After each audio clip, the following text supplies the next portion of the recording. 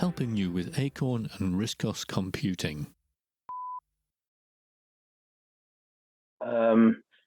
So this talk sort of came about as we've had the other two parts of the sort of three-part series, because Mark talked about using RISC OS and Mac OS alongside each other back in April, I think, and Andrew talked about using RISC OS and Windows alongside each other shortly afterwards, which led to the sort of suggestion that maybe we should try and do RISC OS and Linux at some point, so that we could get sort of full comparison of all three systems. For some reason, I sort of ended up getting getting volunteered to do that. So I've sort of a little bit of backstory, I suppose, as to how I've got to where I've got to with the machines at the moment. And I've been using RISC OS for, well, a very long time, since 1990-ish, I think, and got introduced broadly in parallel to Windows, Mac OS, and Solaris as it was in our incarnation at university back in the mid-90s. And Mac OS kind of went by the wayside along fairly quickly after I'd encountered it. This being the incarnation before Mac OS X, which I think is probably a lot more useful and usable than the versions that I was encountering in the 90s. But I've carried on using Windows and Linux ever since. Windows predominantly for work, and at home I've tended to end up using Linux just because it was slightly more interesting and it was a bit different from the Windows that I was using kind of in the job. So I'll try to share my screen, and if I can work out what option I need to do from this.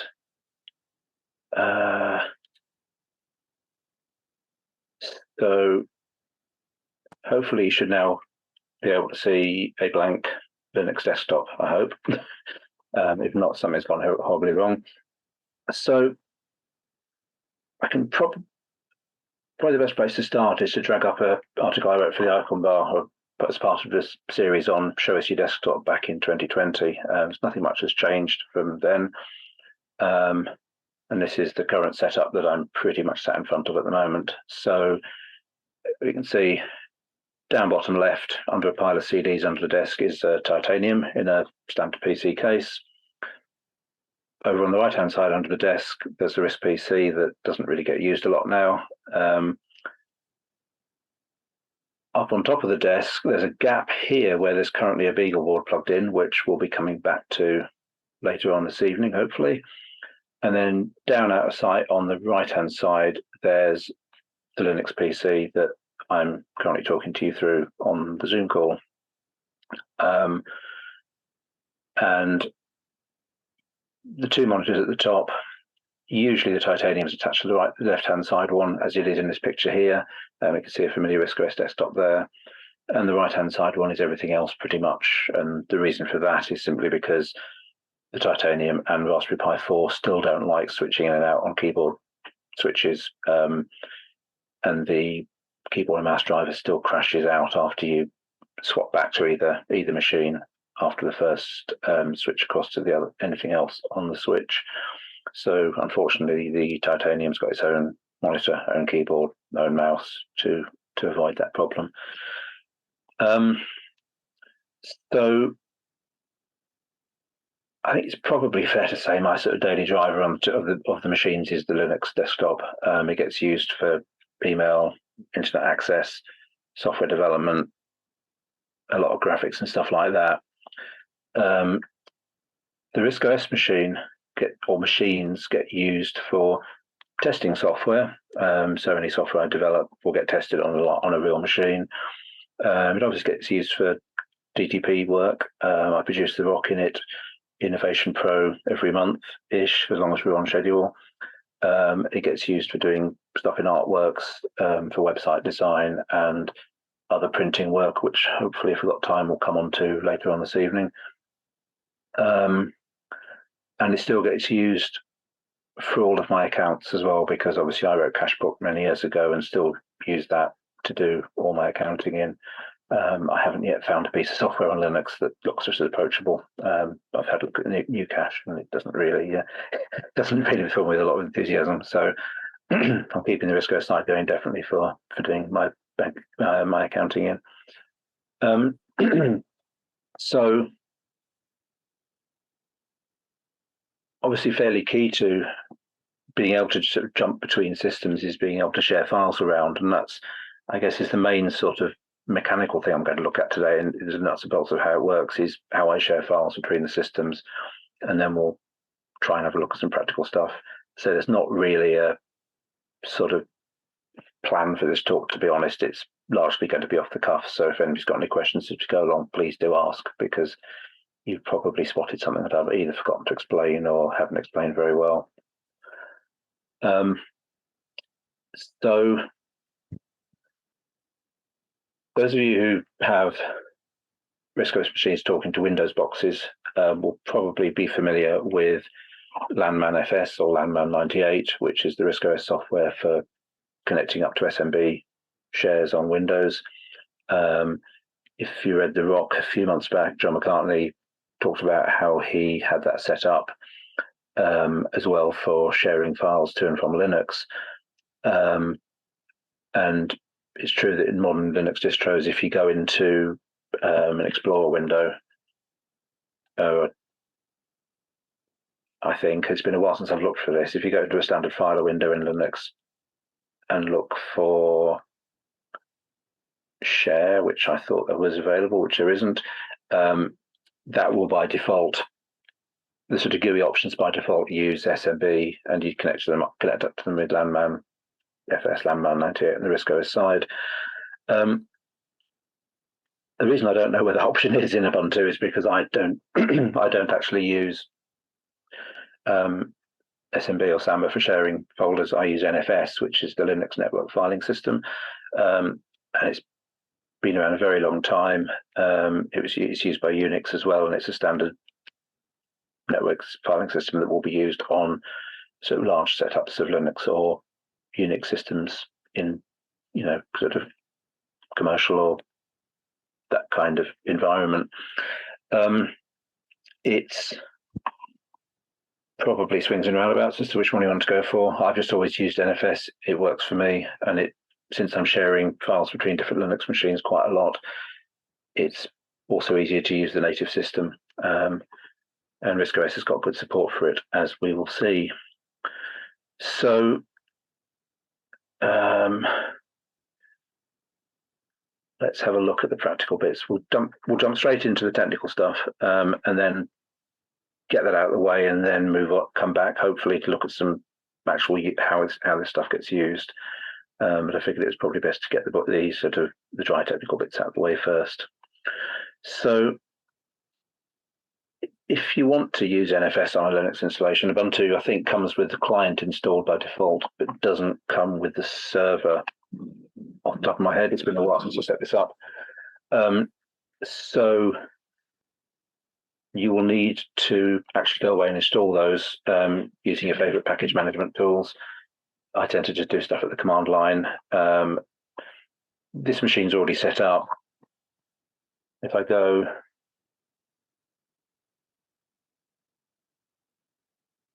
and look to see what I've got installed, it starts with the letters NFS. I've got the NFS kernel server, and that's the package that you would need to install if you wanted to actually start sharing files from a Linux box using NFS. As I say, I'm fairly sure it isn't installed by default. If you install it, it will install anything else it needs, including NFS Common, I think. And once that's done, it's actually fairly straightforward to share files. And I'm just going to jump across. This machine's already set up to share its hard drive. So I'm just going to drop across to the RISC OS machine and have a look at it from there, and then we'll come back to Linux. So I'm going to connect. There's two RISC OS machines in use. I'm going to start working on the BeagleBoard, because that's the sort of machine I use the scratch machine I use for mucking about with. So I'm quite happy to break the network connections on that this evening in the name of demonstrating stuff. And there's also the Titanium, which we'll look at when I come to actually look at how I use the systems in reality. So We'll connect, hopefully, to the BeagleBoard. So hopefully everybody can now see a RISC OS desktop in VNC. I don't usually use VNC for actually connecting across to the RISC OS machines from Linux, to be honest. I prefer to switch the keyboard across, switch the monitor over and actually use it directly because it's a lot quicker and a lot more responsive. But the only way I'm going to be able to do this demo this evening is to do it via VNC because it's the only way Zoom's going to be able to pick it up. So from a RISC OS point of view, we've basically got two clients we can use for talking to NFS servers. The first one is OmniClient. So if I go to the SD card into apps, it comes supplied with RISC OS by default if you've got RISC OS 5. We'll start Omni up. And if we go and look at the protocols we can mount, we see there's actually no NFS listed, which is helpful. The reason for that is because slightly unhelpfully, NFS comes disabled by default. So I'll just quit OmniClient again and then hold down Shift, double click to open up the folder, go into Files, load the startup file into StrongEd and turn NFS on by just changing that to 1 there. So it's actually enabled now. And if I run it again and go and look at mounts and protocol, I've now changed an NFS option so I can actually connect to NFS servers. So OmniClient comes up with this dialog box. I can give the mount a name. The machine I'm going to connect to is called Old Scarf. There's a Cumbrian mountain theme you'll probably spot as we go through this evening with my computer names. It's not important. It can be whatever. The name can be whatever you want, and it's really there to identify what the share is. In this case, I'm connecting to the hard drive of a machine, so it makes sense to give it the same name. The machine's name is either the IP address, or if it's got a proper name, I'm lucky enough that my router actually turns IP addresses into names for me when it does DNS lookups, which makes it a lot easier to remember what the IP address than remembering all the IP addresses. So I can put its full name in there, and when you connect to NFS, you generally connect to what's called the is it called the mount point? No, it isn't. It's you actually share a folder path, rather like on RISC OS, you would maybe look at $.apps for the apps folder. On Linux, when you share a folder in NFS, you just share it by the directory path, and that on my machine is home for the home folders, user folders, and then Steve for my user account. It's NFS, it's got no security whatsoever, so we don't need username and password. These are here because NFS can piggyback onto other systems that provide passwords and logins. But as it comes out of the box for home setup, there is nothing to secure NFS. So you have to secure it via other means, which we'll see shortly. And hopefully, if I click on connect, it's connected to my Linux machine. And that should be a fairly familiar looking folder. I say familiar to me looking folder, which is my user folder on my desktop machine. There's a load of files starting with /, which in Linux terms are a dot. So they're all what we call dot files, which are hidden normally. I'm not aware of an option in OmniClient's NFS to actually hide those, which is one of the reasons why I don't use it. There may be one buried somewhere in there, but I've not been able to find it. So unfortunately, all the folders, you get to see all the configuration options that are normally hidden from a standard user on a Linux desktop. But it's functional. It gets us in, and we can access files. So if I'm trying to think, if I go to RISC OS and ROCC and drafts, for example. I can probably open up a draft of an old newsletter. Here we go. So I can access files that are sat on the hard drive of my Linux machine, just like that, across the network. But as I said, I tend not to use OmniClient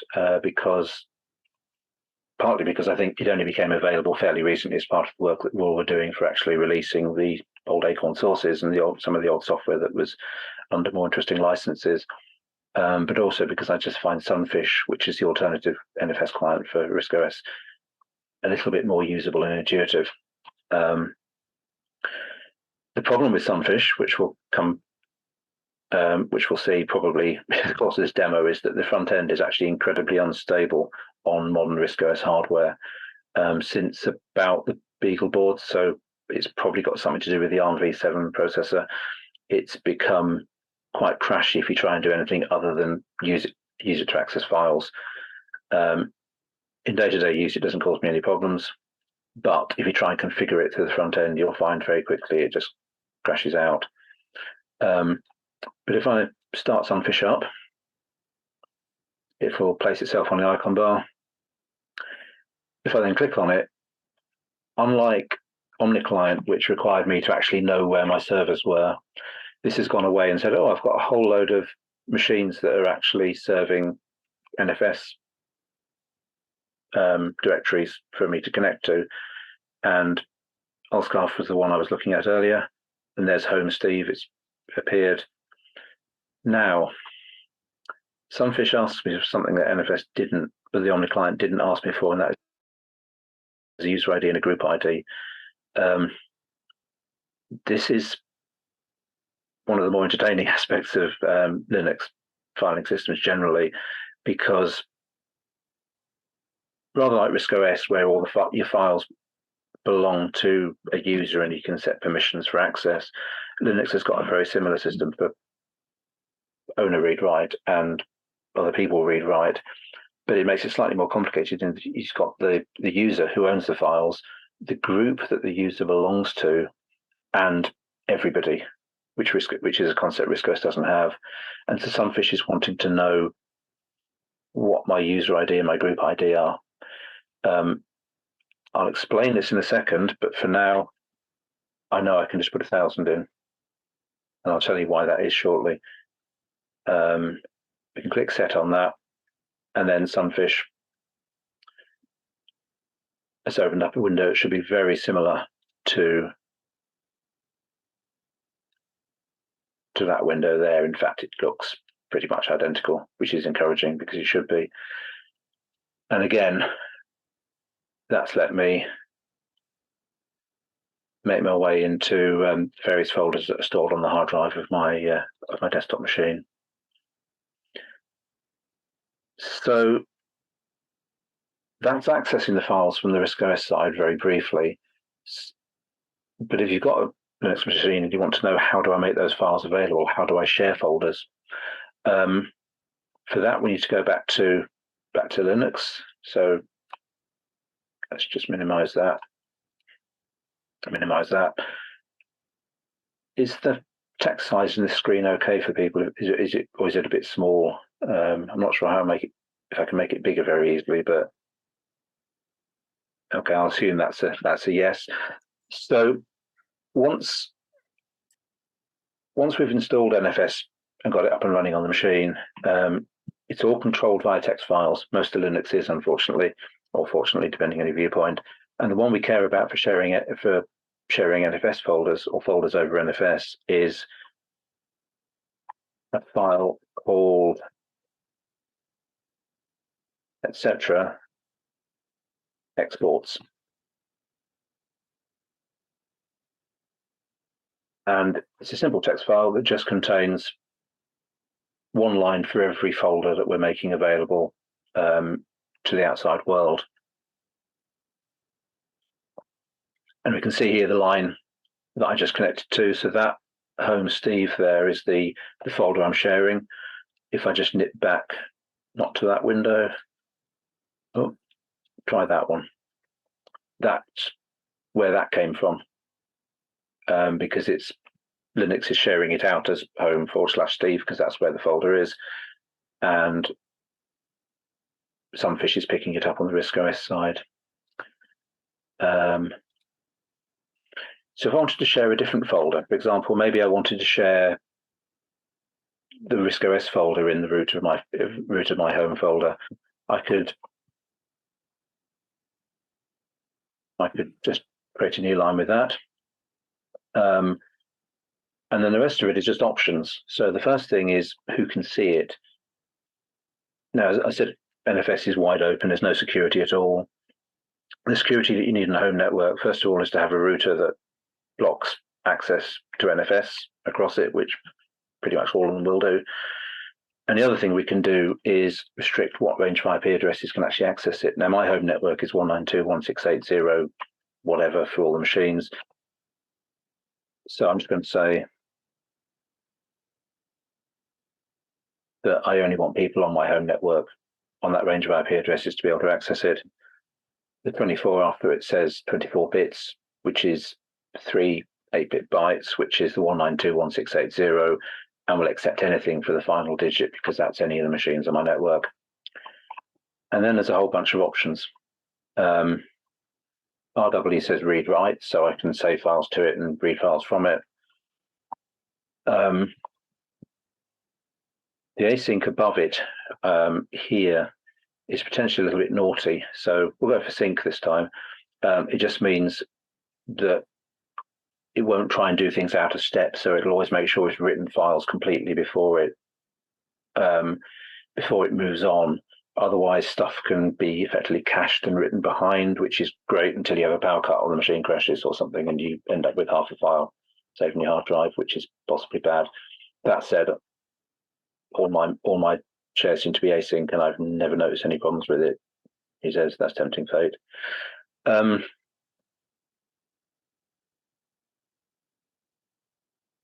no subtree check is just, yes, include it. If you want to know what it means, go and have a look on the various forums. They will explain it in gory detail.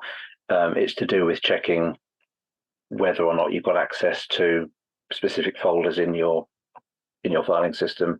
The short answer is on a home network, who cares, because you're the only person accessing the folders anyway. So it should be your external security should cover that. And it's not saying it will get it wrong. It's just saying that there may be some edge cases that may not quite get picked up correctly. If you're doing something very complicated like sharing folders deep down in your hard drive, which again, I'm sharing the root of my hard drive, so I don't particularly care on that one because I'm not trying to restrict access to different folders.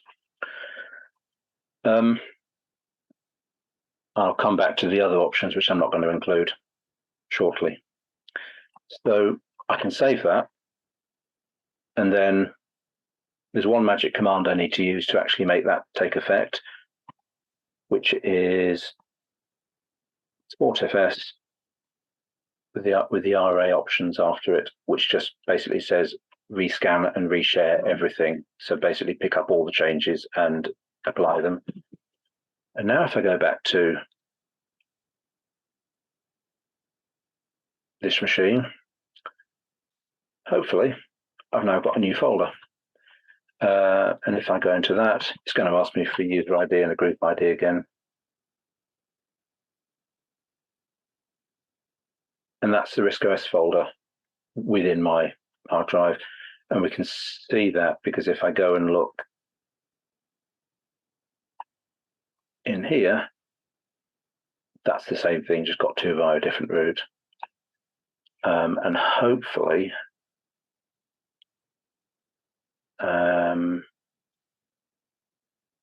if I pull up the same set of files on the Linux side, we can see we've got the same folders in there. So I'm obviously looking at the same thing.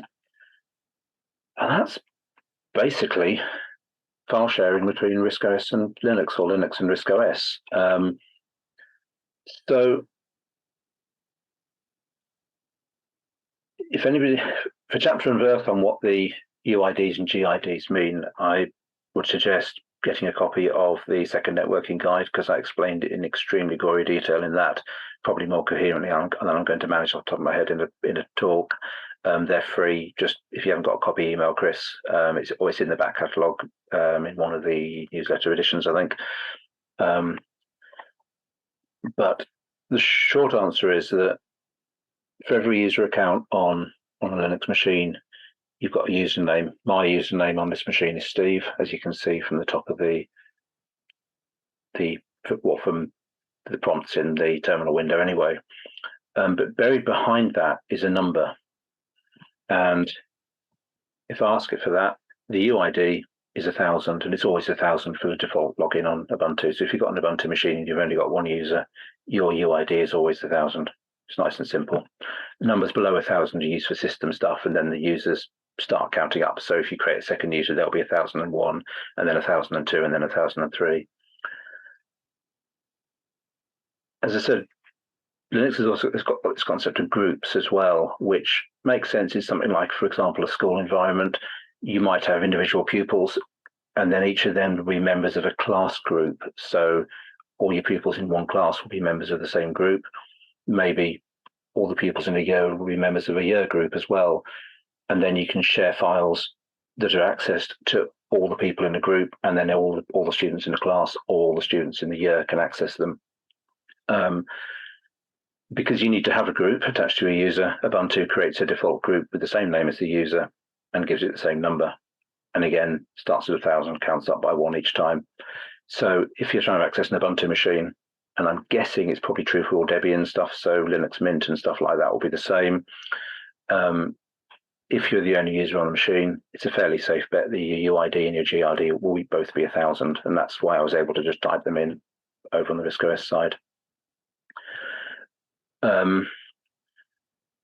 If you need to know what they are, just go to a prompt and type ID, and it'll tell you what your numbers are anyway. But as I'd be willing to bet a small amount of money that on anything Debian based, there'll be 1,000. I'm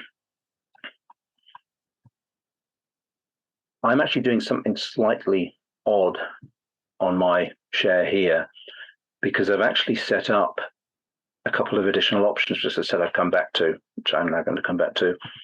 And that is, I'm saying that for anonymous accesses, the anon ID and the anon GID make them both 1,000. So if the access isn't, if the person accessing it hasn't identified themselves, just assume that that user's 1,000.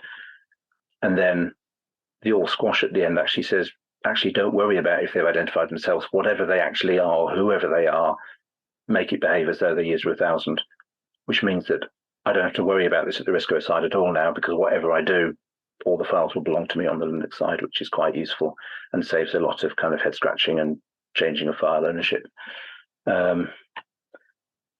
Hopefully that made sense. It made more sense in my head before I tried to explain that than it did when after I'd actually talked through it. So I hope it kind of made some sense. If there's interest, I might try and write a newsletter article for it to try and clarify it in a bit more coherently.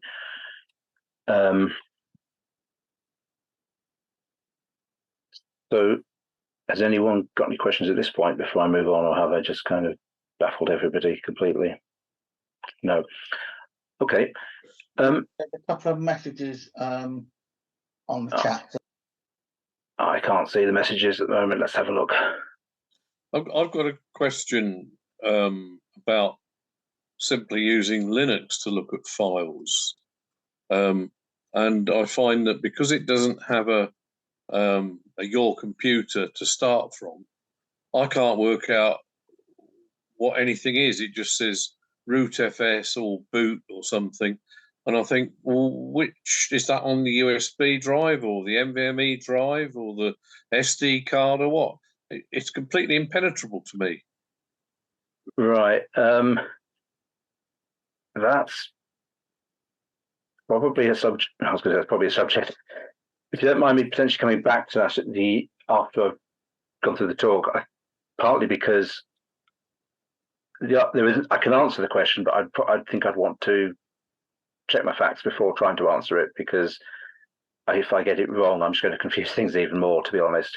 If there's interest, I could write an article in the newsletter for it, or I'll try and come back at the end of the talk. Does that make sense? Is that okay? it makes sense, but it means that I struggle to get as far as sharing. Yeah. If I can come back to it at the end, I'm just, rather than getting bogged down in trying to get my head around it now, I'll go through what I was going to talk about and then come back at some questions, if that's okay. Okay, there is one other question as well. Okay.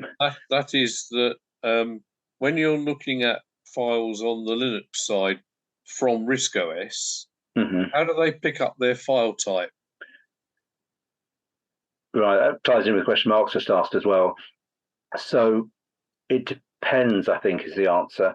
I can't speak for OmniClient because I don't use it and haven't really got my head around how it's doing its file type mapping. But for Sunfish, it does two tricks. And I believe it's based on MindMap, but don't quote me on that. There might be a hidden file somewhere that I've forgotten about, but I think I'm fairly sure it's MindMap. But basically, it'll do its best to turn the extension into a file type. So if a file's called newsletter.pdf on Linux, Sunfish will recognize the /PDF on the RISC OS file name and go, I know what one of them is. It's a PDF file. Therefore, it must be type ADF. I'll call it Adobe, whatever it calls it. Otherwise, it will look for a comma followed by 3 hexadecimal digits at the end of the file name, just as PostFS does on Virtual Acorn or RPCMU. So if a file name is something like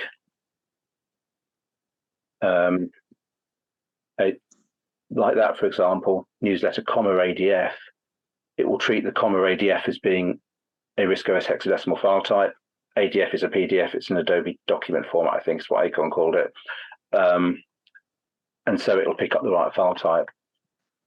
Where things get moderately exciting is if you did something like that, because I think that would still work. But if I did that, it would probably pick it up as a text file, maybe, even though it's got a PDF ending. In practice, Sunfish kind of makes it totally invisible, which is why I like Sunfish. If you save a file from the RISC OS side with a / extension on it, a Windows Linux extension like /PDF, Sunfish will go, I know what one of those is. I know that maps to PDF. It matches the RISC OS file type, so I won't bother putting a comma ADF on the end, which means that for files that you've got mapped already on the system through, as I say, I think it's MindMap, your file names don't get messed up. They go through straight as you name them, which is brilliant for things like shifting newsletters around. If there's no extension on the end, so if you've got no / whatever on the RISC OS side, Sunfish will know that it has to store the file type at the end of the name, so it'll put a comma and the file type at the end of the Linux name. And I think if you do something stupid like, well, I think, maybe we can try this. Let's have a go. Why sort of waffle around if we can actually demo it? So if I go into the RISC OS folder, I go into here, and I'll create myself a folder called demo, and then I will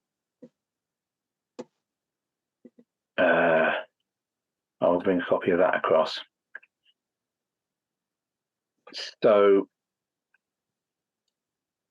that's a straightforward PDF file with a /PDF on the end, and it's typed as a PDF. If I copy that and remove the PDF, Sunfish should store the file name on the end. We'll go and look at this from the Linux side in a second.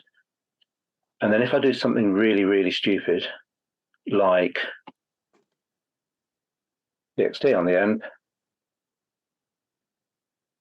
Sunfish has obviously remembered it's a PDF file, so I'm guessing it's put a comma file type on the end.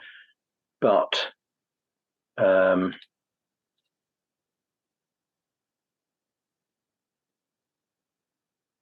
and there we go. Yes, it has. So don't do that. So the top file there with no extension on it has become that one there. So Sunfish has just added a comma and an ADF, which is the RISC OS file type for a PDF on the end. The second one that's got a valid extension that actually matches the RISC OS file type, Sunfish has said that's the extension makes sense, it matches up, I'm happy with that, so I won't bother storing the file type, we'll just trust that you don't muck about with your mind mappings going forward. Where I've confused it and I put an invalid extension on the end, Sunfish has preserved the RISC OS type by adding a file type on the end of that file name. So in my experience, as long as your mind map, which I'm fairly sure it's mind map, I'm just saying that throughout here, but I could be wrong on that. There may be a mappings file somewhere, but as long as your mappings are right or sensible, it just works quietly in the background, and there's absolutely no problems with it. Because things like PDFs, which I'm generating for the newsletter and stuff like that, or for publication in other medium, will generally have a /PDF on the end, for example, because I'm expecting them to be read by other people, and I want the .pdf on the end for the Windows and Linux and Mac users when they download the files, and so they end up on the Linux side without the file names being changed, which is basically what I want. And for stuff like Ovation profiles, for example, I need to look at a different machine for that. So if I go,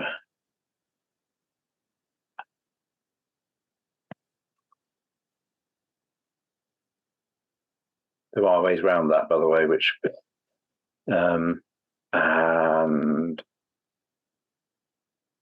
ROCC newsletter issues.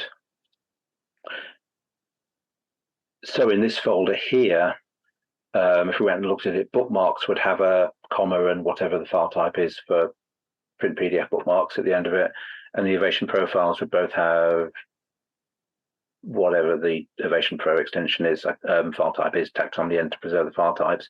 But I don't care about them because I'm not actually making those available to anyone outside of my machines, so it doesn't matter that they've got this strange file extension. If anyone is getting those, they're RISC OS users, and I'll deal with it in a zip file to keep the file types preserved. Does that sort of make sense, or have I really confused things? No, that's fine. Well, I'll try and come back to the share thing at the end. I don't want to get bogged down on it now, and if I can't answer it off the top of my head, I'd rather probably write it in the newsletter just to get it right, because as I say, if I get it wrong, I'll just confuse things even more than I would help. So can I mention a quickie just before you move on, Steve? Yeah. With regard to setting up Linux as opposed to Windows, I've discovered since I wrote that article that if you do a Windows update, which is quite often, be prepared to set up the Windows side of Landman 98, or setting up the Windows end of Landman 98, because updates tend to screw things up. On the Linux side, it's been rock solid. Yeah, I mean, to be fair, that's probably my experience of certainly the Linux side of stuff. This stuff just works and keeps working. But yes, Windows updates do have a tendency to do bad things. So just before moving on, I was going to look at something that I don't do, just for completeness, because there's you've probably seen a bit of a trend here that I'm sharing files from Linux to RISC OS. I don't save any files that actually I care about on the RISC OS machines. And in fact, I don't generally try and save any files that I care about on the desktop Linux machine either. I put them all on a effectively a fancy NAS, which is actually a fairly low spec, low power computer, which is running Linux server on it and is much easier to back up. So I try to keep files that I care about off the desktop machines, just to simplify my backup process. Having lost data in the past, I'm a bit touchy about that, and I like it to be nice and simple. I've talked about that before at ROCC meetings. The whole saga of how I recreated much of my software from non-existent source code, if anyone remembers that talk. So I don't share the RISC OS machines out anywhere else because I don't need to generally access them. And if I do, it's from RISC OS machine to RISC OS machine to move applications about, and I'll use ShareFS for that. But if you wanted to share the RISC OS machine to a Linux box and you didn't want to do it using Samba, Moonfish which is the partner to Sunfish, is quite a good solution. So it's a bit more user-friendly or a bit more kind of graphical than the Linux way of setting up exports. I can just go to add. And if I wanted to make, for example, the whole of my hard drive shared, I can just put the directory path in there. We'll call it HD4. Now, it's offering the same thing about allow connections from, just as on the Linux side, I'm going to go for my local network to lock it down.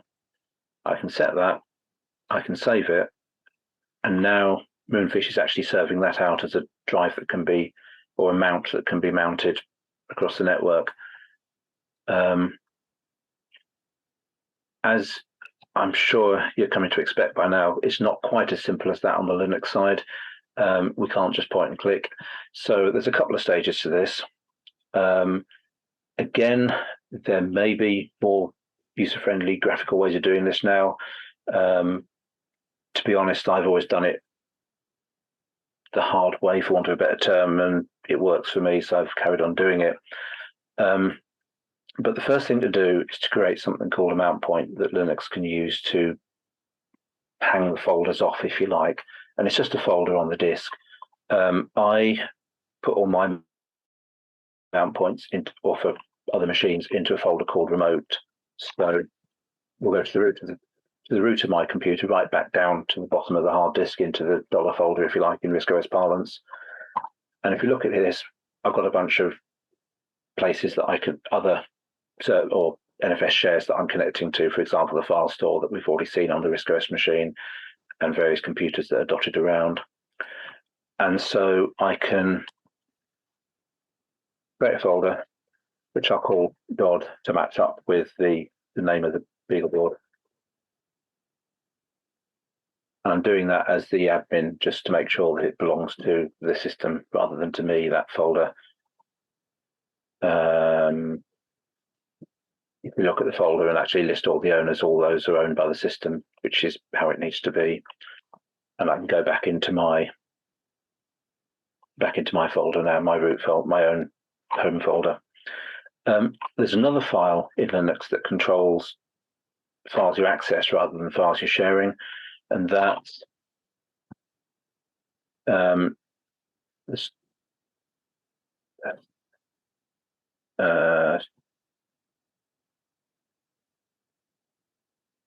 no, I need to text it through in there, don't I?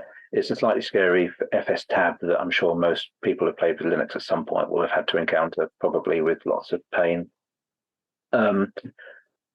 It's a bit scary because the top of the file is actually configuring all my hard drives, so I'm going nowhere near those. But down at the bottom here is a load of NFS shares, and I can just add another one. The first bit in the line is either the IP address or the name of the machine. I'm hoping this will work. It should be able to pick it up from the full name. And I called the share HD4 over on the RISC OS side. Let's just go back and double check that.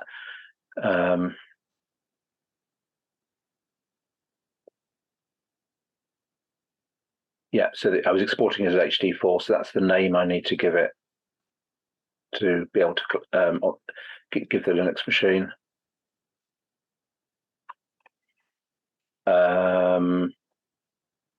That replaces the path effectively that the Linux side uses. Some Moonfish is actually letting me give it a user-friendly name, and I need to tell Linux where to actually attach all these in my directory tree. Well, I created a folder called remote or called DOD inside the remote folder. You'll see all of these are inside remote. It just keeps them in the same place. Filing system to use NFS. And then the options, I want to be able to access it as a user. I don't want it to mount automatically when the machine boots, because I want to go and mount these things if and when I need to access them only. I'm going to use NFS3. And there's a couple of zeros at the end. I can never remember what they mean, but they're always 0 for NFS shares. I can save that. And that's it with FS tab. There's no other setting up to do. The only thing I now need to do is ask it to mount that share.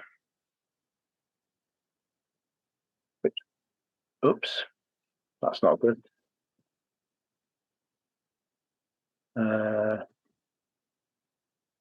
NFS verse, that would be better, wouldn't it? There we go. And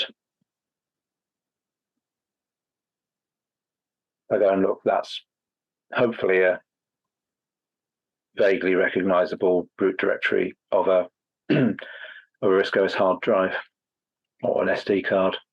Oops. There we go. Apps boot, diversions documents, yes, all the way down to utilities.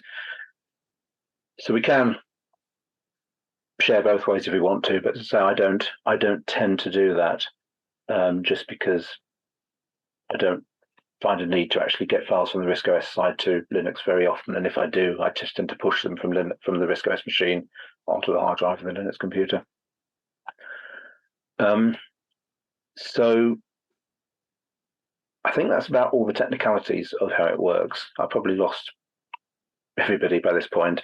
Are there any questions before I move on, or shall we just pretend now that happened and then go on to look at how I actually use this stuff? Okay, we'll go on to look at how we use this stuff then. That seems like it's more reasonable. So, Steve, just one question. All the video seems to have frozen for the last 20 minutes or so that everyone's sort of face is just frozen in place. Is that what you see as well? No, I'm seeing people moving around here. No, it's fine. Yeah, everything okay here. Oh, okay. Oh well. Yeah, it sounds like it's perhaps Zoom at your end has killed over a bit. I don't know, but yeah, people are certainly moving here. Oh, okay. I can't work out what to do, but there we go. I'm content. It may be a log out and log back in job, perhaps. That seems to be the turn it off and on again solution. Unfortunately seems to be the one, but I should try that. That's assuming there's still somebody around at this end to let you in. I think Chris is on admissions duty now. Okay, so if there's either no questions or I've just baffled everybody completely, let's go and have a look at how I use this stuff.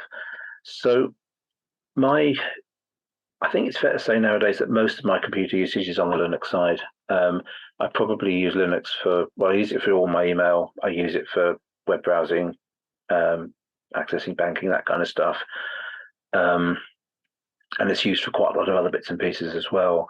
The RISC OS side, as I said earlier, is basically used for Ovation Pro, artworks, my accounts, and mucking about, really. That's kind of the extent of it. So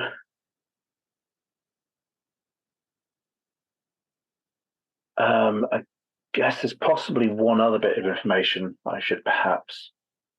Well, no. Let's just go and look at how it's used. That's probably more interesting than waffling for extensive periods.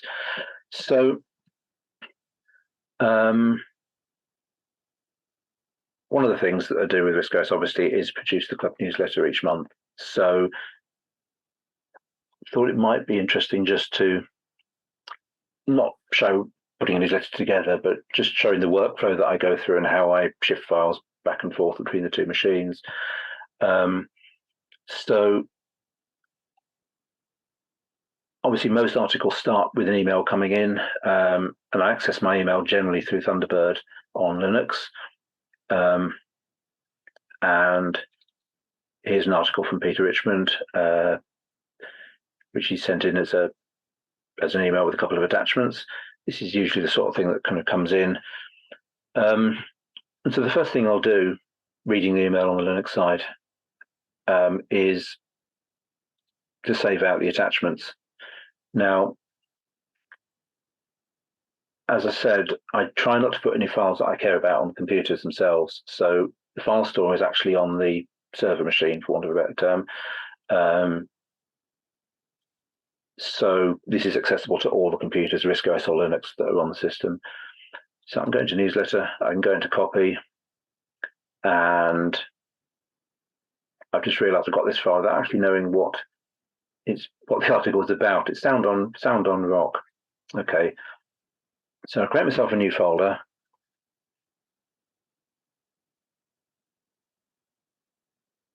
I'll call it Peter Richmond ROCC Sound. And then I can just save all the files into that from Thunderbird.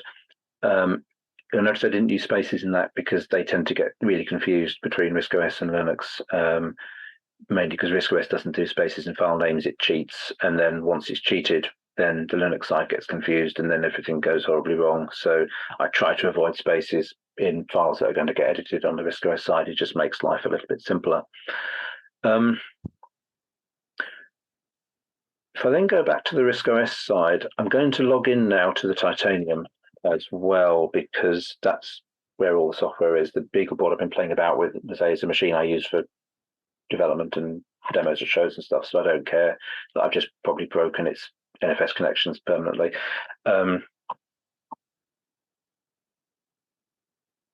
So this should be the Titanium. And you can see down the bottom here, we've got file store there. So that's the place where I save those files.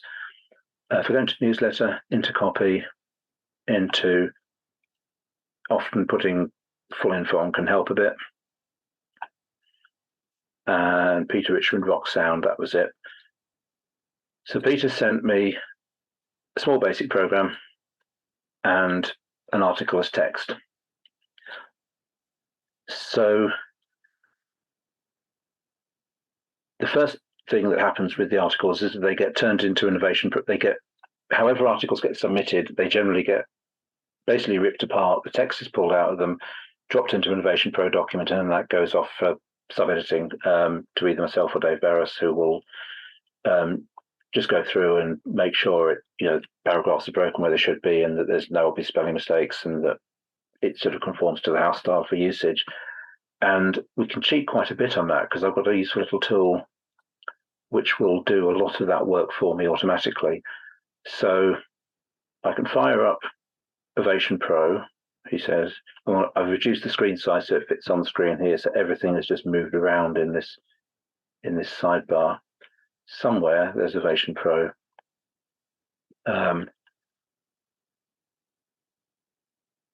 So I would create.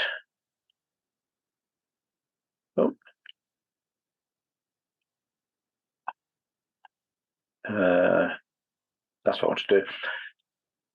So I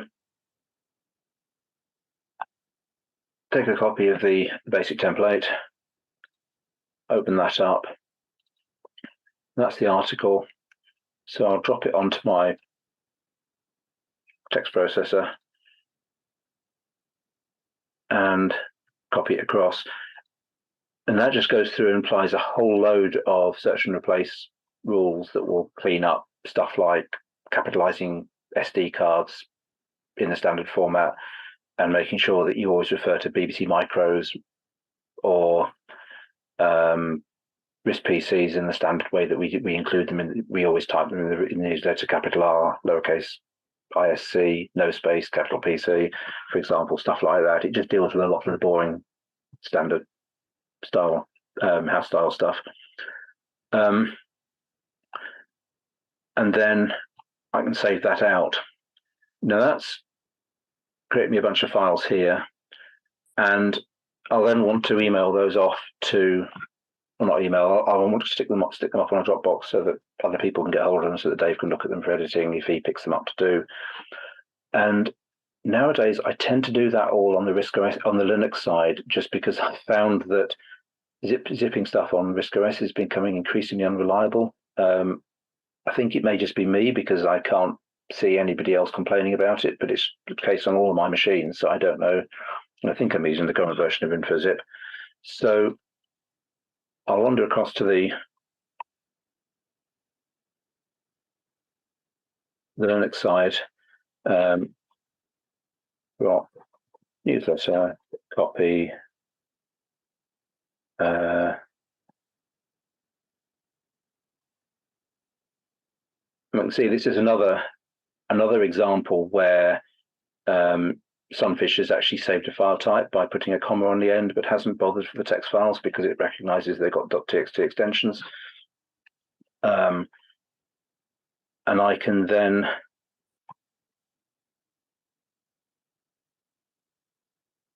use a little zip tool I've got called ROZip. We'll just recurse to do everything.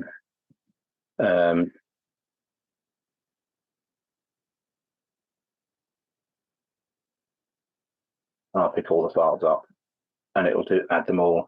And because I've used a RISC OS zip tool rather than on Linux, admittedly, rather than the default one, it knows about file types.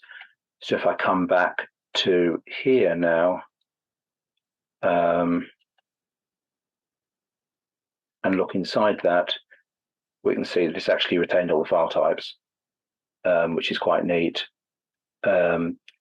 So for reasons that I don't fully understand, I just find that more reliable than trying to do it using InfoZip. InfoZip tends to work maybe the first couple of times and then it starts crashing with errors that I can't pin down. And so I've tried all the different zip binaries I can lay my hands on, and none of them seem to make it any better. So this process works for me. Oops. Then editing of the newsletter itself happens on RISC OS. There's no magic in that. If you've used Ovation Pro, you'll know exactly what the process involves. When I come to print an issue, though, let's go and look for a current issue. So when we come to create the actual PDFs for an issue, I will load up print PDF, I will load up printers, I will load the newsletter, I hope. There we go. And then what I can do, rather than having to mess about with transferring the files around or moving them, because I'll need them on the Linux side for emailing and so on, I can go straight to the RISC OS folder, ROCC. We'll go for drafts just for ease here. Set to PDF 3. I'll set the paper size to A5. I'll print, normal. We'll open the bookmarks up as well so that we can just do a fairly complete job. And we're just printing as normal on RISC OS. Add the bookmarks in.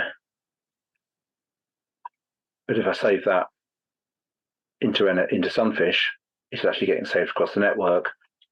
And so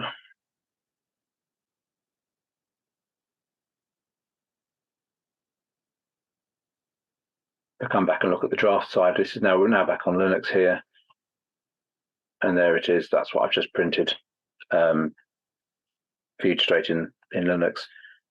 And then that's ready. If that was a finished copy, it would be ready to email out to people. And to be honest, with the screen either side, titanium on the left and the Linux machine on the right-hand side, it doesn't really feel like I am jumping back and forth between the machines, but it doesn't ever feel particularly awkward to do so because they're both just there and doing what they need to do, basically, which makes life a lot simpler. I'm using both machines for what they're good for. The Linux side for exchanging emails with people and communicating to the outside world, publishing the documents and so on, and the RISC OS side for generating the actual content, which is Ovation Pro still seems to stand out as being a much better DTP package than anything I've touched on other platforms. at any point up till now, basically, unless you want to spend serious money on something very high end. So that's producing the ROCC each month, which is fairly RISC OS centric, I guess. It can get a little bit more complicated and doing something slightly more graphics heavy. Something that does push RISC OS quite hard is producing anything with kind of heavy graphics in it, I find. And something that I'm starting to think about at the moment, because the new year is approaching faster than I would like, is putting together a calendar for the theatre company that I'm involved with, which is something I do each year using Artworks. And what we do each year is take 12 images from past productions dating back to the 1940s or whenever it was we formed, tidy them up, include them on pages along with the dates, and print them as a wall calendar. And I guess I could do the whole thing on the RISC OS side. Artworks is amazing, as we'll see in a second, for doing the actual calendar layout. But because I've got Linux and it's got software like the GIMP on it, it's a lot easier, I find, perhaps because I just know how to drive that rather than the RISC OS offerings, to do a lot of the preparation work over on Linux. So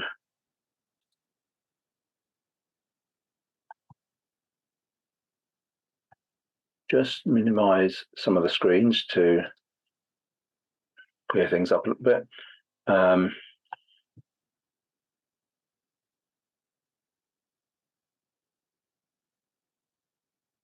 It's thinking very hard. Here we go.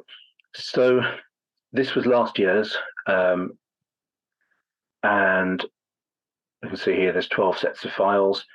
These are all individual sets of graphics for the individual pages. So that was the February page, which was a production from 1949, apparently. So our archives go back quite a long way. It was a lot quicker to process these in the GIMP, using it to do stuff like cleaning up the scans, turning the backgrounds into single tones, which made and the foreground colors into single tones, which made it a lot easier to or a lot better to print. And from that, I could generate a couple of PDFs, which it's losing. Here we go.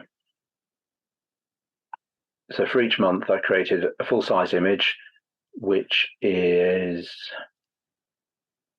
1566 by 2192, and a little thumbnail, which is 599 by 599, so they're basically square.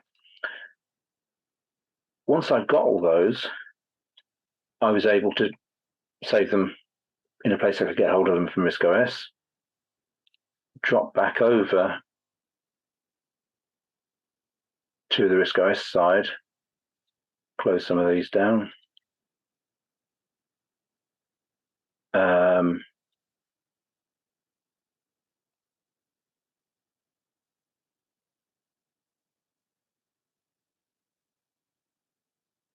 And put together a calendar in Artworks. So I'll just scan the fonts just to make sure that they're all available. And again, Artworks, for doing this kind of graphics, as long as you're not pushing the bitmaps too hard, which is one of the reasons why I pre-processed everything in the GIMP on the Linux side first.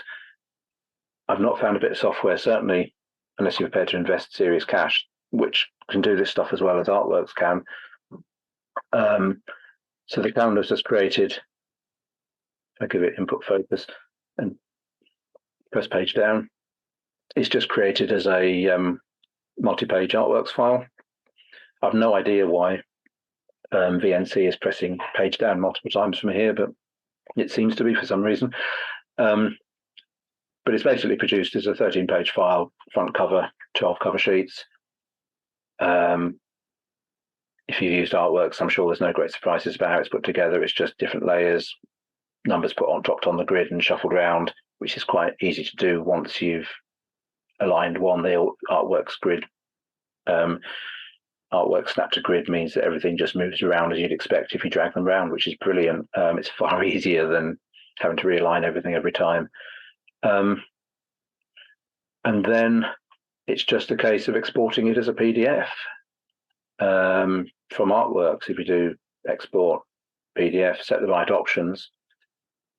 And then if I come back to the Linux side and have a look, I'm not going to try printing it because it's quite slow, I think. But printing calendar,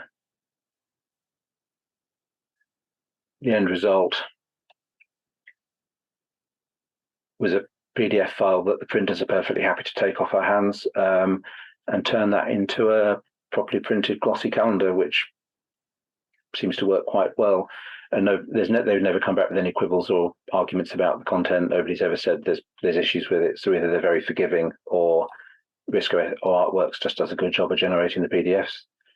And again, the first year I tried to do this, I did try to do more of the work on the RISC OS side and found that it really did struggle with the large images, because we've got the original scans of these documents are huge.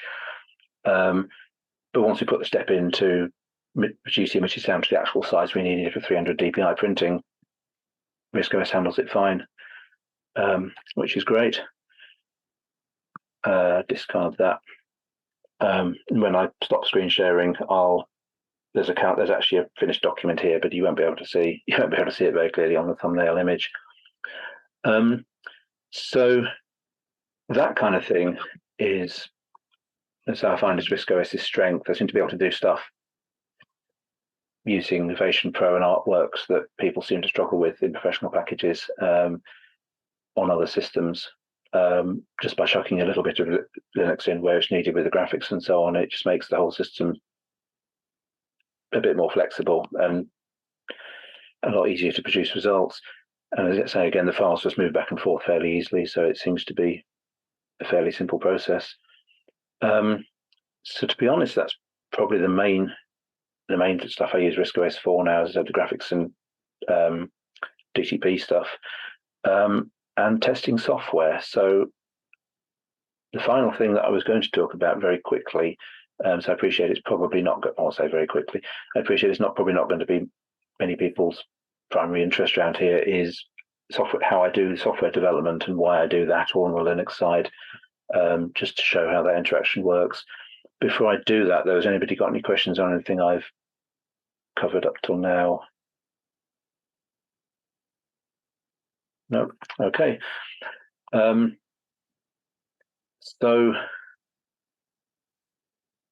I've probably mentioned a few times in various places that I now do software development on Linux rather than RISC OS, albeit using RISC OS team developed tools for doing it, like the GCC SDK or software development kit for the Linux side. There's basically two reasons for this, which may make me, or may be unpopular. The first is that I get access to source control on the Linux side much more easily than I do on RISC OS. RISC OS can access source control, but it's a lot more polished on other platforms. Although with the work we're all doing at the moment, that may not be the case for long. So, I may have to reconsider that viewpoint. And if I'm honest, I just prefer the development tools. I'm now familiar, as part of a previous day job, with Visual Studio Code, which is Microsoft's open source IDE. And having got familiar with that and how it works, I just find it's a bit more productive than the sort of RISC OS approach. But it's horses for courses. That's a personal preference. So here's some source code for a RISC OS application of mine. This is print PDF, I think. Yes, it is. So I'm not going to go into detail about the actual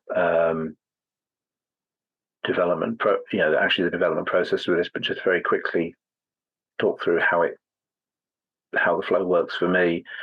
On obviously being an IDE, we can just search around in all the files very quickly. Again, there's RISC OS ways of doing that. There's RISC OS ways of searching through all the files and so on. So it's a personal preference. One thing that is quite nice, I find, is that you obviously got the benefits of the sort of checking as you type and all that sort of stuff that people expect in IDEs nowadays. So, for example, if I hover over something, it shows me the function definition somewhere else. If I do F12, it's taken me to the definition for that, because that's go to definition. Probably better to do it with menus, isn't it? And it'll also flag errors as I type. So if I stick an extra parameter in there stupidly, it'll underline it in red. And if I hover over it, it says too many arguments. So it's actually doing some sort of syntax checking for me as I go. In terms of testing this stuff, obviously I can't test it on the Linux side, but I just close that so I don't save any changes. I've got it set up so I can do a run task. We'll clean everything out first so that it can do something interesting. And if I do build, it'll go off and fire up my build process, and it's just built that software. If I now go, I wish that the PNC wouldn't offer me that window by default every time. If I come across here and go into the folder where I'm doing that work, so I'm now on the RISC OS side looking at the Linux machine over Sunfish. Print PDF I was looking at, wasn't it? Print PDF. And if I look in the build folder, there's an application. If I look at the application, hopefully 2056 on the 12th of October. So that's just been built. That was what I just did. And I can run it. And I've already got print PDF running, so we'll quit that and start it again. And hopefully the date will be, the date will be today. So that's just been built. So I can, again, with these on two adjacent screens, I can just flick back and forth between them. And it's nice and straightforward. There's no great difficulties with that.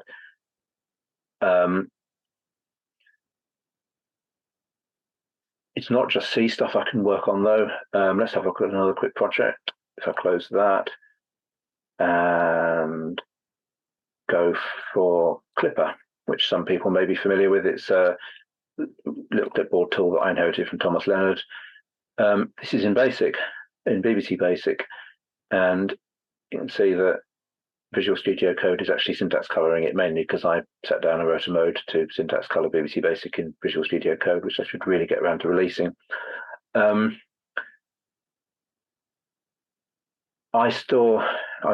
I've done the whole how I do development, or how I do software development stuff, I think, in the past, and it's probably way too in depth for this talk here.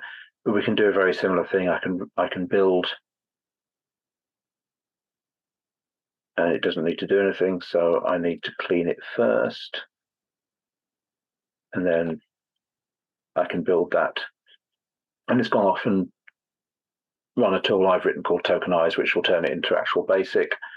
And again, if I go back here and look at the Clipper folder, build Clipper, and hopefully that's got the 12th of October. So again, that's just built itself, and I can test that smart content on the Titanium or the Beagle board or RPCMU or whatever it is.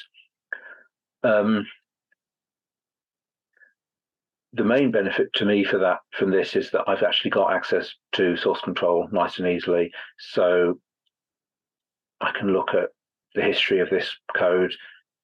I can see what I've changed. If I go and look, for example, refer to Clipper as utility in the manual, what was that about? I changed any updates to the module. I changed it to say any updates to the utility because it made more sense for me in user's point of view. So I can quickly and easily see what's changed between versions. Clipper's quite boring. It's got a few little places where I've branched code off and so on. So I've been working on stuff alongside other things, but basically it's just a linear thing. But it gives me access to all the Git tools nice and easily through GUIs that we don't yet have. As I said again, we're all working on a graphical Git client for RISC OS, so this advantage may well disappear. And the other, what's going to say, and the other advantage to me to using Git as opposed to some of the other systems, just very quickly, is that on that machine that I mentioned was a file server downstairs. I've also got, I can't see the top of that screen for window for all the Zoom bar. I've also got a whole pile of Git repositories. I've actually got a Git server effectively, my own GitHub if you like. So I can save all of my files locally onto my server, keep them backed up and make sure they're safe. But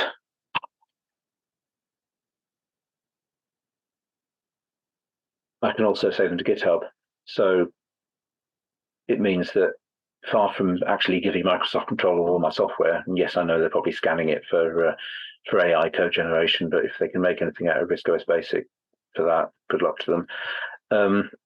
But far from giving them control, I'm effectively using them as a free backup service, a cloud backup service alongside my own backups, which is a little bit makes me feel a bit safer about the source code, because if there's only one copy of it, it can still be lost fairly easily. Whereas Microsoft has to lose their repository at the same time as I lose all my backups before this code disappears now, which is mildly reassuring.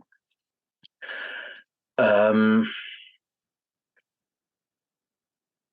thought there was something else I was going to say about software development, but I don't think there was. One final point to make. I mentioned obviously accessing emails primarily on the Linux side. This lot is actually on the same machine that all the files are stored on, and it's running a little IMAP server for me locally, so I've actually got a local mail server. The reason for that is that it means that I can access the same files on my phone, same emails on my phone, sorry, on the laptop and so on, and they all show up as read in all the right places. In theory, and this is something I keep meaning to actually try to get resolved because it's bugging me a little bit. In theory, I can access them on RISC OS as well. And we'll just give that a go, if I can remember where Messenger lives on this machine. Here we go.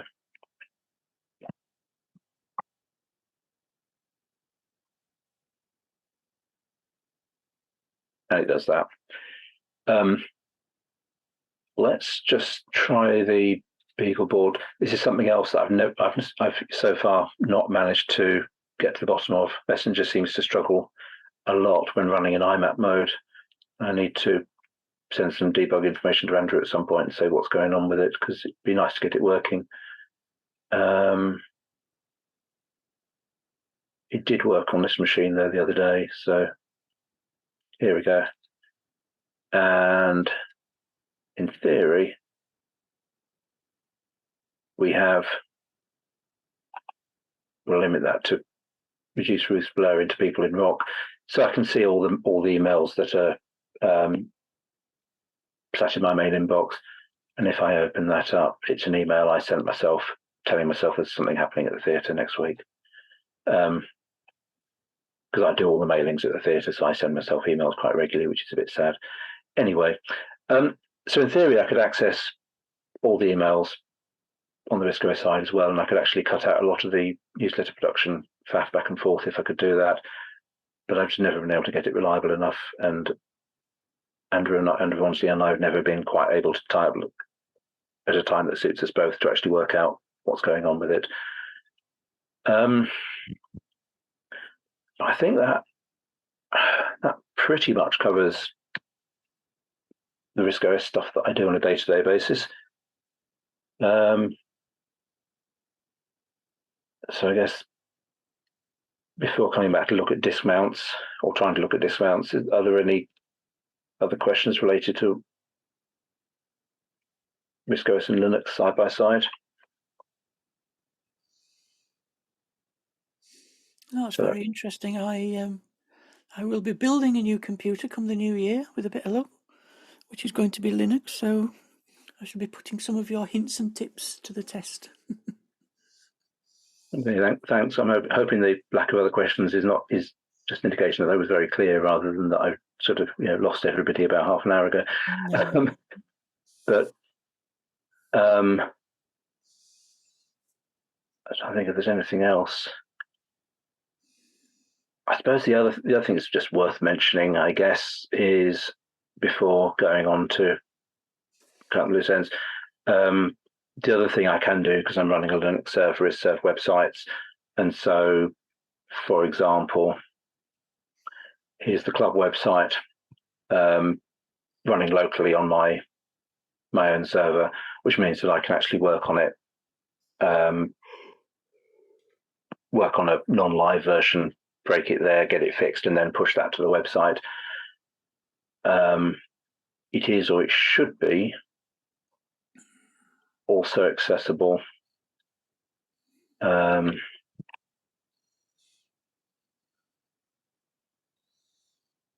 NetSurf on the RISC OS side as well.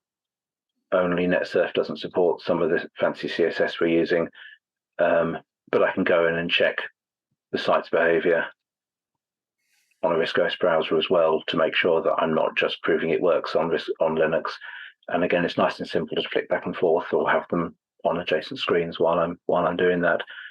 And because it's running Linux, it's running an industry standard Apache web server, which means that in theory there should be no nasty surprises when you push it to the live website. Although that's never always a guarantee, but it's a little bit more comforting.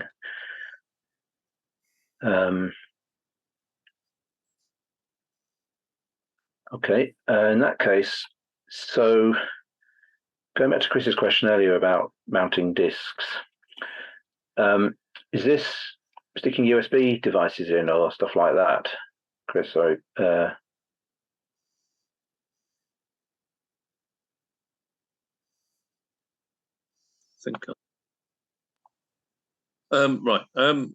What it is, I start up in the Linux desktop on Raspbian, and I click File Manager, and I can't work out what sits where. It's just got all sorts of odd names, and it doesn't actually say where it is.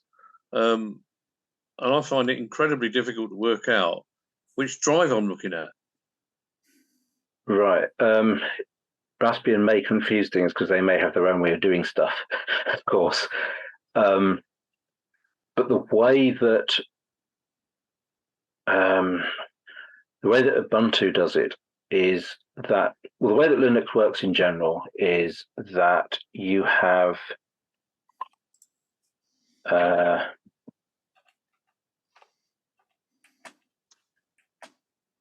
root of the hard drive, which I'm looking at here, and it's got a bunch of scary looking folders in it. The interesting one in general for users is home. If I go into home,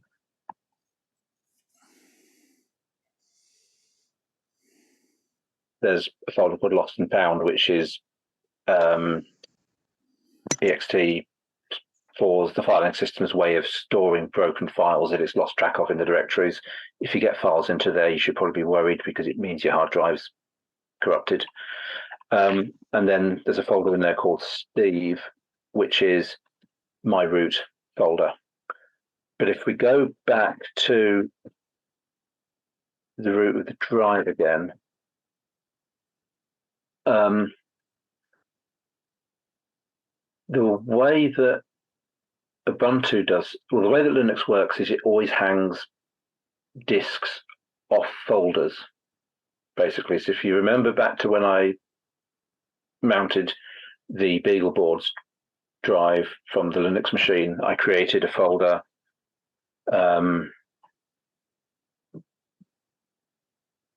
called DOD inside the remote folder at the start, so that I could then, so we go and look into, I'm trying to think how to explain this.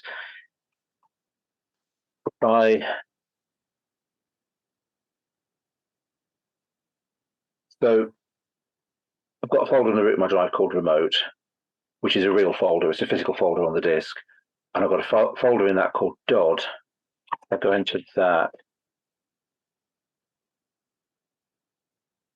But those files aren't actually in that folder, because back at the start of this, we said, go and mount the NFS share being offered by Moonfish on the BeagleBoard and attach it to that folder.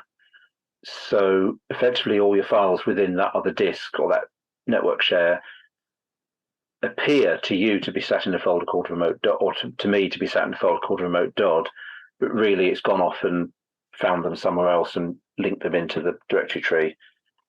It's a slightly weird concept because it's effectively replacing the way that RISC OS has drive names. So instead of having ADFS4 dot dollar dot whatever, you decide that you're going to put dollar dot whatever somewhere in a folder in the root of your main hard disk, basically, and you will always access it through that folder. And perhaps the most visual way of explaining this, which is probably, those files are definitely there, but if I unmount that, if I disconnect from that network share, oh, it won't let me do that because I'm in the folder. And now go back into DOD. It's still there, it's still a folder, but there's nothing in it because I've just disconnected the drive that was attached. Okay, so the way Ubuntu deals with removable media and strange disks is it sticks it all in the media folder. So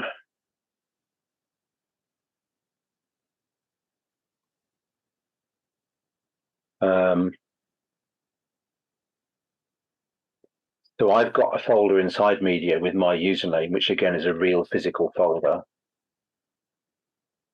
And then inside that would appear all the disks which I've got attached to the machine.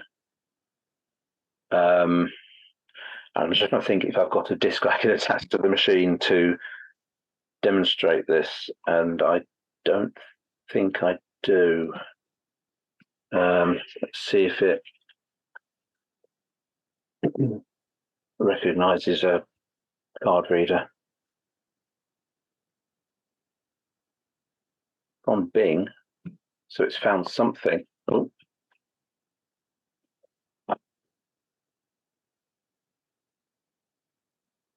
The cable on that is quite sensitive.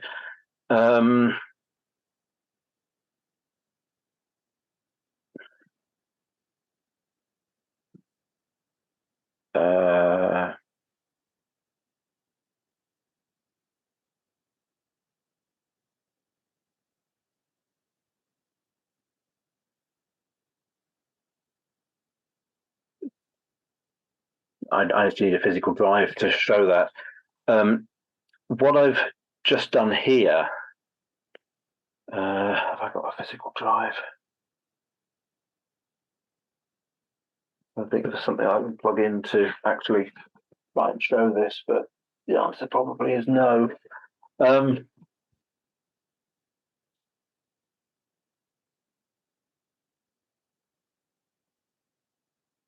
On this machine's a bit weird anyway, natively, because I've actually got several hard disks in it, just to really complicate things, because I did. So if you go to a terminal and use the lsblk command, it will actually show you all the physical devices, I believe, that are plugged into the machine or attached to the machine, and their actual names are down here. So it gets you a bit nearer the hardware, because you know that the SDA is a physical hard disk, SDB is a physical hard disk, SDC is a physical hard disk, and the SDA1, SDA2 are partitions on SDA, SDB1, 2, and 5 are partitions on SDB, and SDC1 is a partition on SDC. And then here it's telling me where they appear. So SDA is my root hard disk. It's actually a SSD, and it's telling me that it's at /, which is the root of the disk, the root of the filing system. Okay, SDB is a spinning magnetic thing with 2 terabytes ish, and that's my home drive. So it's telling me that anything within home in the root is on that other disk now. Anything within home is in partition SDB1 effectively. Okay. Does SD stand for SD card? No, it's God. it's SD is just the general drive. I think an SD card will turn up as an SD, but rather like RISC OS might just apply ADFS to anything or SCSI-FS to lots of different types of hardware. Linux goes SDA, SDB, SDC, SDD, SDE as physical disks. I don't know whether it's spinning disks or something like that, but it's or SCSI disk. I have no idea what it actually stands for. SCSI disk originally. Might be SCSI disk. Yeah. But it's unfortunately I've not got anything that's not a real hard disk to plug in. I'd have to go downstairs and have a hunt around for a USB stick, I'm afraid. Apologies. But I'm fairly sure that if you stick a USB drive or a SD card or into a machine or it's attached and you do LSBLK, you'll get additional devices showing up as things that you can read, and it will tell you where it's attached to them. So this SDC, which is an extra disk, actually appears under Home Steve Videos. So if I go into that folder, I'm actually on a different hard disk, which is really confusing until you've got your head around what Linux is up to with this. To be honest, maybe the easiest way forward with this is if you're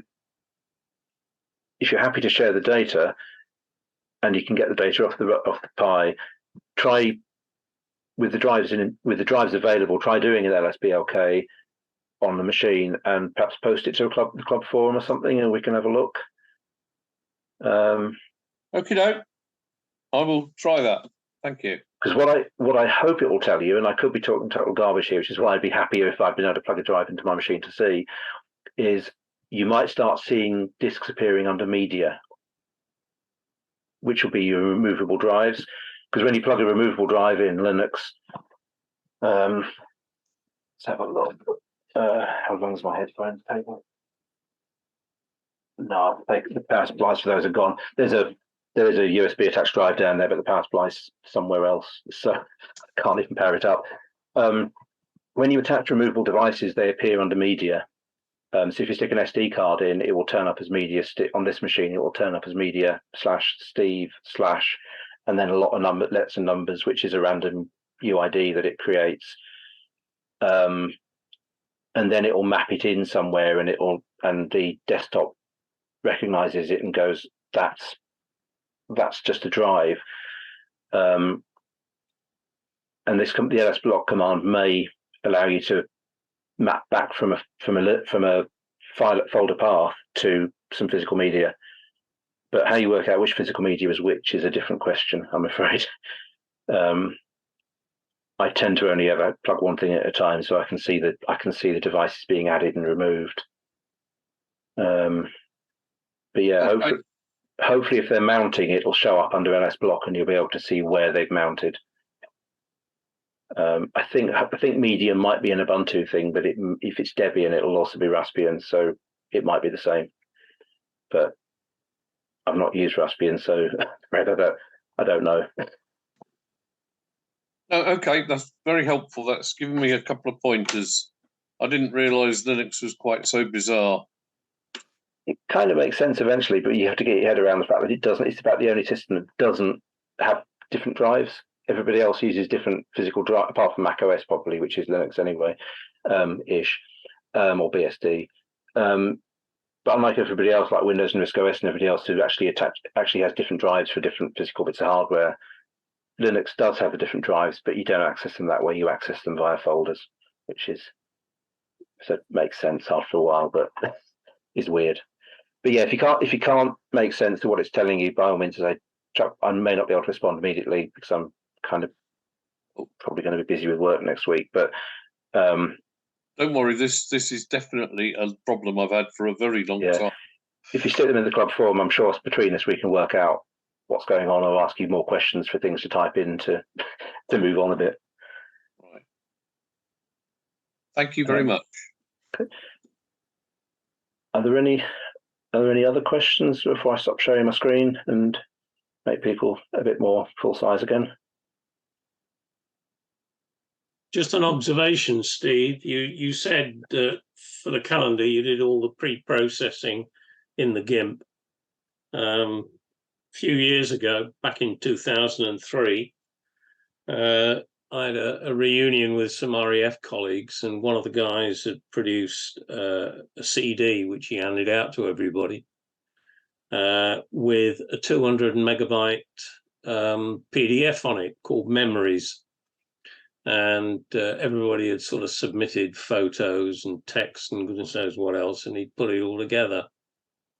And I eventually took it over, and I looked at all the JPEGs and BMPs that he just dropped into this whatever it was he used to create the PDF, and discovered that there was about 50K's worth of text and neck end of 200 gigabytes of data. So I had a look at some of the files in the GIMP, and after I'd massaged them all, I got the whole thing down to 20 megs.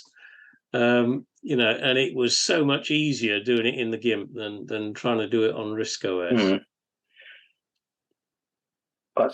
That was kind of my experience. The reason for needing to massage stuff down for artworks is artworks, if anybody hasn't ever tried doing this, if you try using big images in artworks, you'll find it has a maximum image size beyond which it starts getting unhappy. And I think with sprites, it crashes immediately, whereas with JPEGs, it just goes a bit weird and eventually keels over. And after some discussion on the artworks list, I established that basically I was within the size that it breaks at if I reduced the images down to 300 dpi, which is what the printers needed anyway. And so for subsequent years, I've just got a set of dimensions that I copy every year and reduce them to that, and Artworks is perfectly happy. But yeah, in case anybody is thinking you're trying to use Artworks for big images, there are limitations, and it doesn't just nicely tell you, sorry, that's too big. You start to get it either falls over, or bits of the image disappear, or you get very strange errors getting chucked up on the screen that don't make a lot of sense, which suggests that things are wrapping round in coordinates somewhere.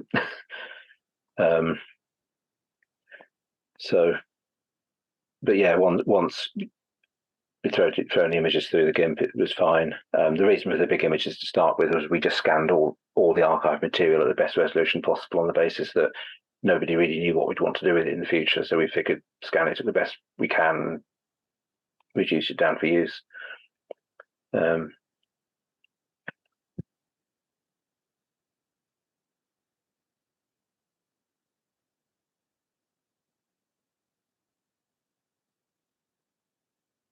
Okay. Trying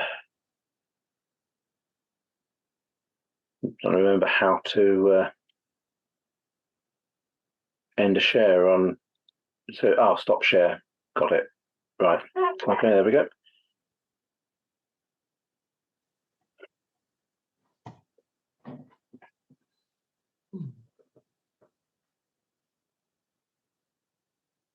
And yes, in answer to Vince's question, I would normally have random USB sticks around, but I think they've all ended up downstairs for reasons that I can't quite remember at the moment. So. Got one here, Steve, if it's any help. I don't know if I can transfer that across Zoom somehow. What I have to say, it's not just the lack of USB sticks that I find baffling, it's the tidiness of your desk come by that picture. Yeah, I can assure you the desk is not as tidy as that at the moment. What is outside the view of the camera is quite, yes. Since you take Say space, a tidy desk is a symbol of someone with not enough to do. And Robert, they were just saying about the printing, that's the finished result of the artworks stuff, so it just comes out as a big glossy thing that looks kind of, calendar-like, and we can con people out of money for, so that does the trick. And yeah, so the printers have never come back and complained about it. I've never told them I'm doing anything strange, and nobody's ever come back and said those files look a bit odd, we need to fix them. So I'm guessing they're happy with it, or they're just very good at looking after the customers, which might be the other side of it. I tend to shuffle stuff to printers, having started off in Ovation Pro, turn it into PDF, and it goes off to the printers, and it comes out exactly as I designed it. So yes, it's very useful, Ovation Pro. And it's still better. Well, it's also free now, and it's still better than anything I've come across. Having seen the faff people seem to have Microsoft Publisher and stuff like that for doing similar things. I had to use that at one point because someone used to submit stuff in Microsoft Publisher. Awful. Computer knew better than you did where you wanted to place pictures and useful things like that. It's also the quality. I mean, I regularly see documents produced in it, and it's things like the kerning of it. It just goes totally wrong for reasons that I can't quite explain, and you just get random spaces in words for no apparent reason. But apparently, that's what it does. Whether it's user error or not, I don't know. But it just seems to happen all the time, which is slightly concerning. But anyway. The only difficulty I've had on only a few occasions with commercial printing is if you send them something in an RGB color space, even if it might be an embedded JPEG, they can sometimes complain that they want CMYK because otherwise you're being too vague about what you want as a printed output. I may be lucky in that the calendars I know are printed on a effectively just a glorified laser printer, I think, so they possibly don't care as much about CMYK as they would do if they were actually doing it through a proper sort of bulk process. But yeah, certainly I've nobody's ever complained about the output artworks. So that's artworks will let you edit the colors to get them all in CMYK. So you can make sure it's got the right color space. Yeah, don't know if it does it for embedded JPEGs. It may do, in which case perhaps I've been doing that and everything's fine. I tend to embed draw files, and it will convert all of the lines and things to a CMYK, but it doesn't have any key in it, so you have to tweak it manually to get a proper CMYK output. I've never actually tried embedding draw files into artworks with images in them. That may be something that may get around the image size problem as well. Perhaps, I don't know. I've got a process that works for the calendars, and I won't be breaking it this year. I can avoid it. So ain't broke, don't fix it. Indeed, especially as I've got a limited amount of time to do it in, and it needs to be done soon. Relating to your use of Linux and RISC OS and various things, do you have any problems with fonts in terms of compatibility? And no. I mean, there's a bigger problem with compatibility with RISC OS on fonts with itself, in fact. I mean, I'm assuming you're talking about generating PDFs. Yeah. No, because PostScript 3, PostScript 3 drivers get fonts correct. They actually embed all the right font data as long as you've got PostScript fonts, I think. No, that's not true. If you've got PostScript fonts, it will generate a type 1 font, I think. And if you have non-PostScript PostScript fonts on RISC OS, which is true for a lot of the PD stuff or the cheaper commercial offerings, you will get type 3 fonts generated. Type 3 fonts look terrible on RISC OS in PDF viewer, but look fine on other platforms. So basically the answer to that is absolutely no problems at all. The only compatibility problems are actually on PDF viewer and RISC OS, which is why we stick to using the ROM fonts for the newsletter, despite the fact we could do a lot better if we moved away from them, because PDF viewer is pretty much guaranteed to display the ROM fonts as intended in PDFs. And if we divert away from them, it all starts to go wrong very quickly. So that's why we stick to the very limited collection of fonts that we use in the newsletter. I don't have any problem. I tend to use EFF fonts, and they seem to be pretty good at carrying over. Yes, I mean I tend to use either EFF or the ISV typography ones. There's also a couple that have been used for some of the documents I do. We've actually got specific house styles with specific Windows fonts or Windows side fonts, and where I've needed to use those, pass through TTF font, whatever John Mark Bell's tool is, seems to work fine and generates printable documents at the other end that nobody's complained about and seem to come out correctly. So it seems to be a fairly, well, that was through Artworks, but it seems to be a fairly robust process. And Artworks is embedding standard PostScript fonts as well. So in the PDFs, just as the PostScript 3 drivers would do for printing from Ovation. So yeah, the slightly bizarre answer is it's actually more of a problem for RISC OS to RISC OS than it is from RISC OS to other platforms. Absolutely right. Yes. Yeah.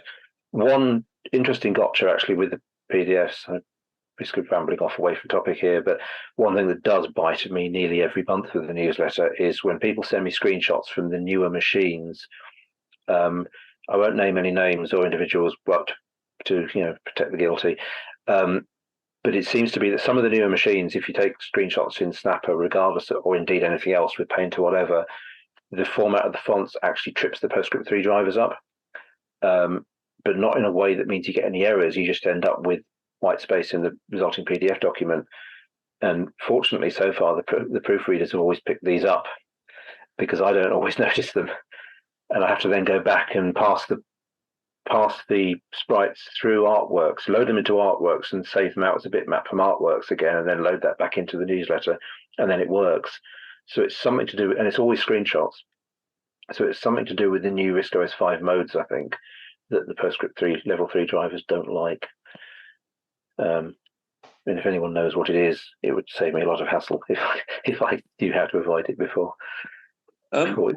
One thing to say on that is that there are some particular combinations of modes which are illegal, but which Artworks will not handle, but other things do handle.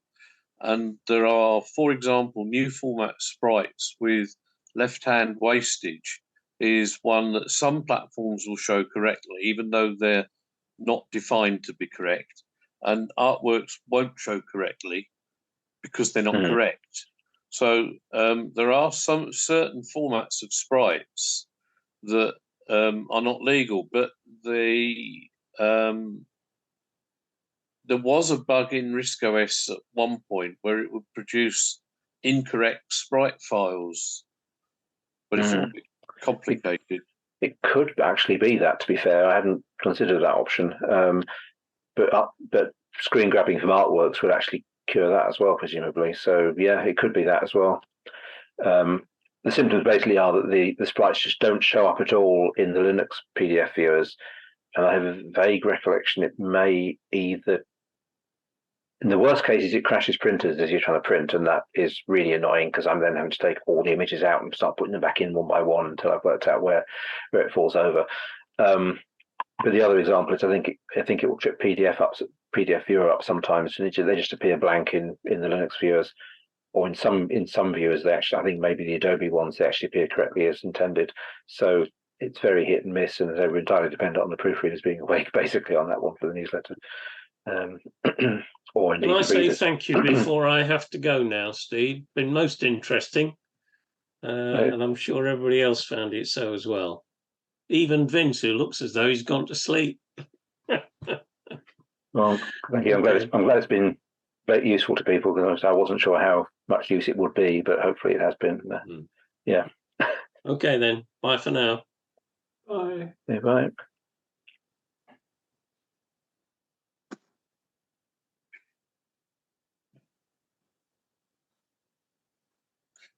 Any more? Steve, if you want to send me an example of a sprite that it doesn't reproduce correctly, I'll be able to tell you what the problem is. Okay, well, next time I see that, I'll save the original and get in touch then. Thanks. Yeah, that'd be. Are they actually sent to you as sprites? Usually they're embedded in another document. All right, because it might be worth telling whoever's doing it to try getting, assuming they're using Snapper, to automatically save it as in a different format and embed those in the document to see what happens. Yeah, I think the problem really is that it doesn't show up at any point during the production process because Ovation Pro displays them quite happily.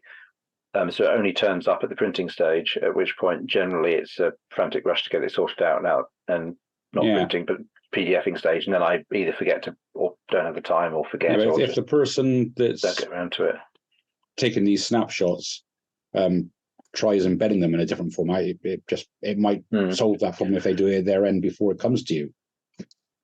Yeah, I mean, generally I try to avoid going back to people and saying you've generated the wrong image formats, but it might be next time I come across one that doesn't work, I'll certainly send it to you, Chris, and see if you can see what's wrong with it, and that might give me some clues as to what to go back to people with as well, saying just do this properly or whatever.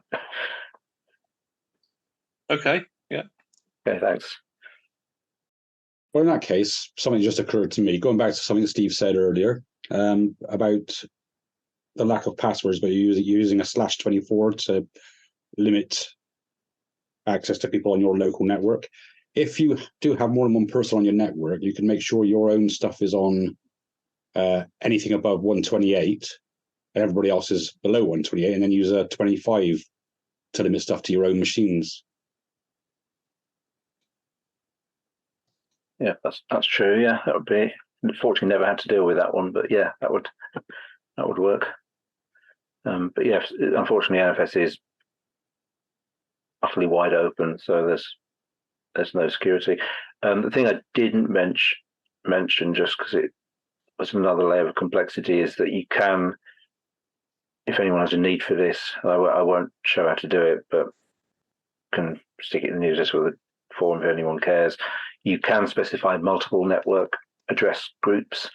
So if, for example, you've got a VPN running somewhere, which will be on a different subnet, you can actually share shares on your local network and the VPN as well, just by specifying the 2 IP address ranges. And that does work quite effectively. Although there are some dire warnings about perhaps why you don't want to share NFS across VPNs and do too much in the way of, is it across VPNs? There's dire warnings out there on the internet somewhere about trying to transfer too much data across NFS across some kinds of mediums because exciting things may happen. But as a general rule, it seems to work okay in my experience. Thanks, Steve, for a very interesting talk. Yeah. I've learned a few things, I think. But yeah, very interesting talk. Thanks, Steve. That ties up the 3 other OSs. I don't think we've got any others to worry about. So completes it. Just regarding artworks and graphics, but March meeting next year, which we've now got in, will be about photo desks. So, and that has lots of new extra features in for manipulating graphics and that. And Chris Terran, I think it is, who wrote the user guide, and that will be doing a talk on it. So, excellent. New things on that. Okay. So